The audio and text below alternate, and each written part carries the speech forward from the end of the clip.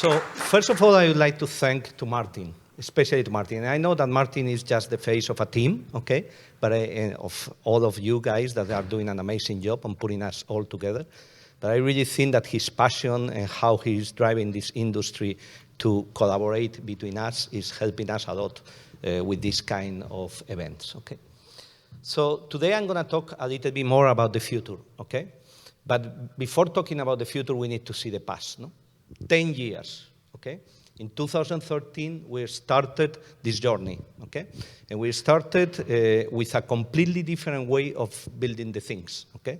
We didn't try to do it all by ourselves. From the beginning, we start to collaborate. And today, after these 10 years, after more than 800 people working around the world, technicians, engineers, more than 50 companies collaborating with us, we have been able to develop our vacuum technology. We have been able to develop, to put our system in Toulouse, to have a capsule fuselage that is full scale, to have also everything that is needed in terms of passenger experience. More than 3 companies have been collaborating and working in having a completely different passenger experience. And at the end of the day, during all this time, the world has continued working, okay? And unfortunately, we haven't solved the biggest problems that we have in transportation. And for us, in our vision, we have 3 very big limits today, okay? First of all, if we think in land transportation, yeah, you can arrive to the 330, you are talking about 300 kilometers per hour average speed or 255, it doesn't matter.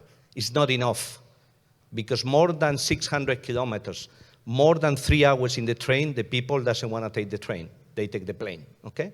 If you want to go from Madrid to Barcelona, you are going to take the TGV. But if you go from Sevilla to Barcelona, everybody is going to take the plane. So we need a system that is faster to allow that land transportation, city to city, city center to city center works.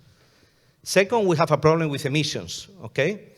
Transportation is still generating 24% of global CO2 emissions. And after the pandemic, this situation is going to come back.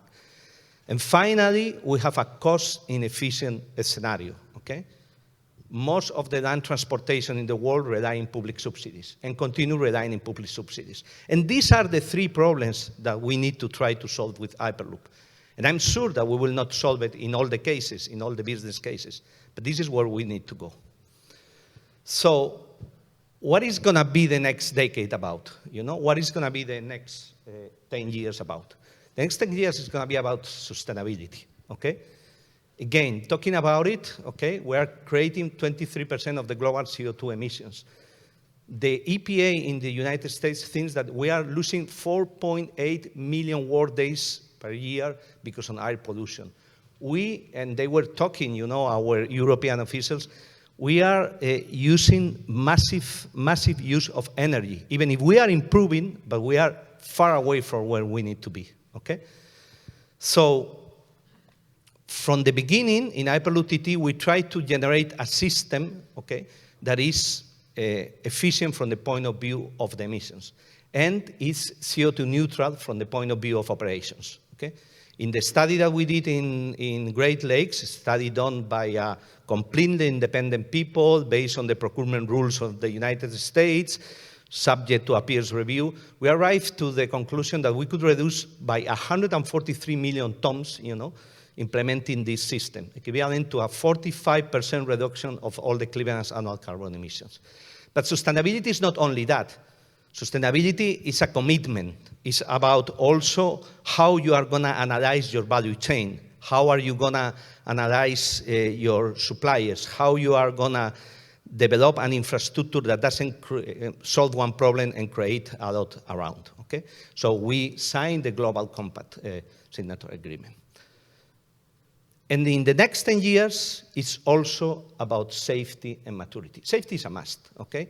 We are here talking about it, the Hyperloop, but of course, if we don't have a safe system, you know, it's not going to work, okay? So what we have been doing, we were working with Munich Re, and we had a complete analysis, a complete risk analysis of our company, of the projects, of the technology, and the application to projects, you know? We analyze all the risk factors. We work with TÜV, one of the biggest independent safety agencies. And we did a complete regulatory guideline that how to approach the Hyperloop based on existing regulatory environment. And we work together with all our colleagues with the Department of Transportation of the United States to help them understand, what is the future of transportation, how we can apply Hyperloop to this.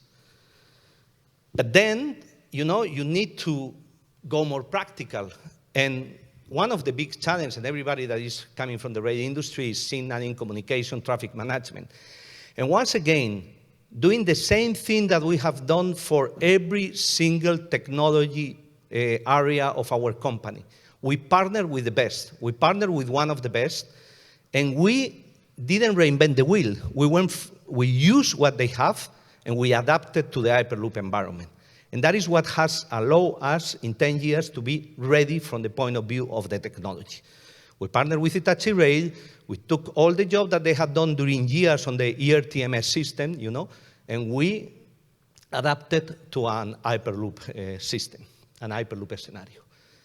And because even you need to be more practical, we have been more than 2 years working with Thornton Tomasetti, a company specialized in simulations in very difficult environments, to analyze all the different extreme scenarios and more difficulties that we have from the point of view of safety.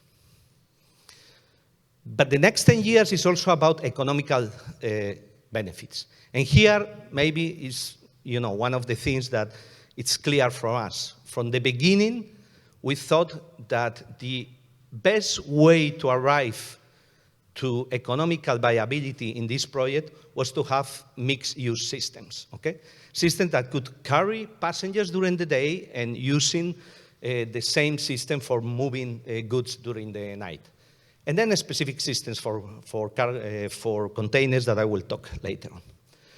So, some data about this, okay? Our pollution cost is costing us $66.7 billion. New York, every single land transportation system in the world is heavily subsidized, okay?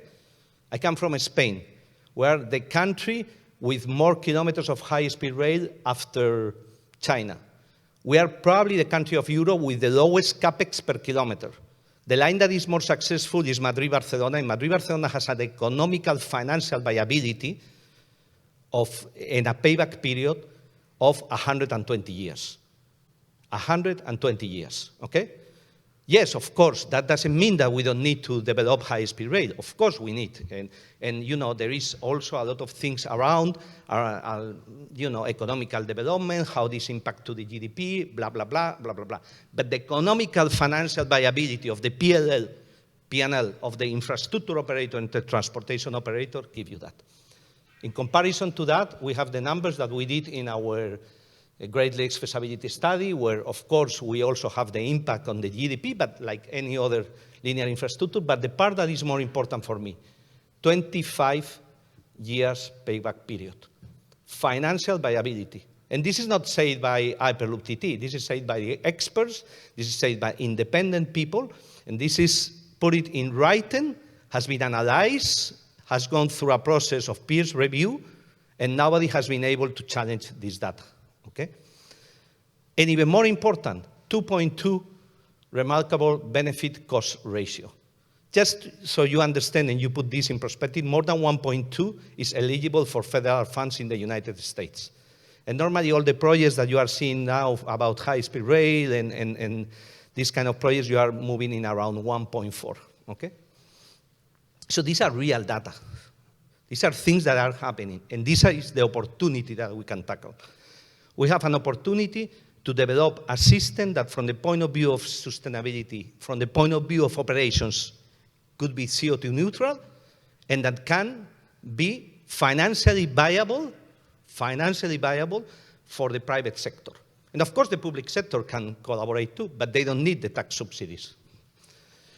And of course, like always, from the beginning for us, putting the passenger in the middle of the experience. I've been more than 5 years working on our passenger experience, understanding around the world with different working groups, what was needed to create a nice passenger experience. Working with 3 of the best product designers, to arrive to something that makes sense and that works.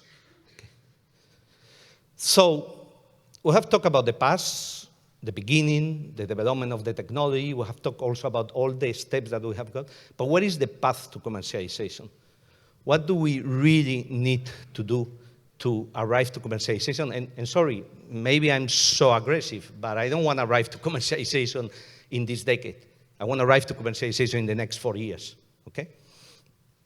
So basically, and this is an area that we are fully aligned with my colleague of Virgin Hyperloop.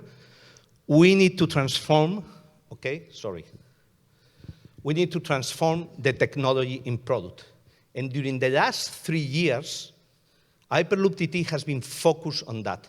And transforming the technology in a product means understanding the business and the user cases, understanding the different opportunities for each of the products, creating the work breakdown structure, the product breakdown structure, analyzing each of the different elements that are going to go in that, working from a system engineering point of view, okay?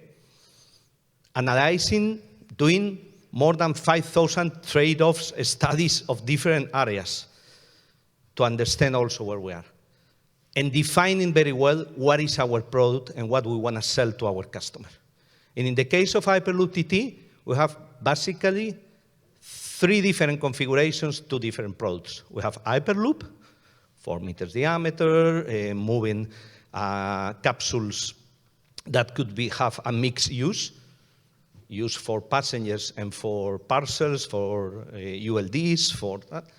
And we have our Hyperport project. That is something that we developed together with people that know what are they talking about, because they are the port operator of the Hamburg port. And we developed with them a system called Hyperport to move containers and to develop all the interface of the containers and the Hyperloop with the port operations. And we did the business analysis. We analyzed this from a commercial point of view, from an engineering point of view, from a cost point of view, from an economical viability point of view. And I have news. Yes, we can compete. We can compete in freight too. And it's not only that we can compete with air freight. No, we can compete also with the trucks in the road, and analyze the situation in the same circumstances. We can even compete with rail. Okay, so it's not only that it's a system that is going to be faster, it's going to be more reliable, it's also going to be cost effective. And finally, how we are going to accelerate, okay? How we will be able to do this.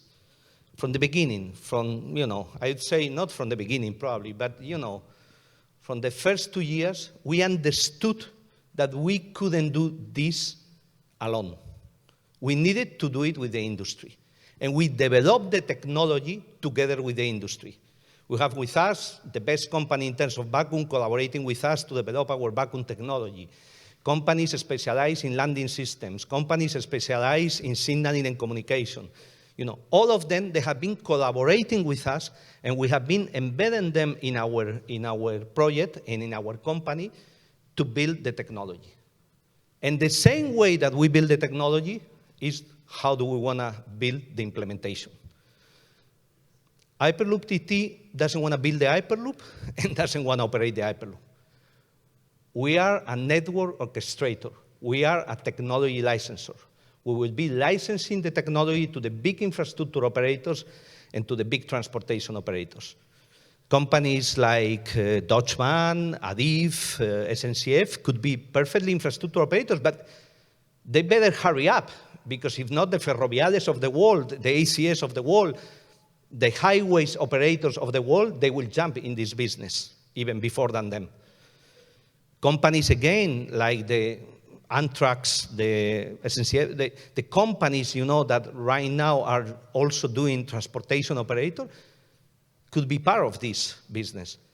But again, they better hurry up, because if not, the airlines, one day somebody in the airlines is going to realize that, if I'm moving airplanes, why I'm not going to move these things, So this is important because we don't need to deploy the capital by ourselves. We don't need to deploy the teams around the world to do it.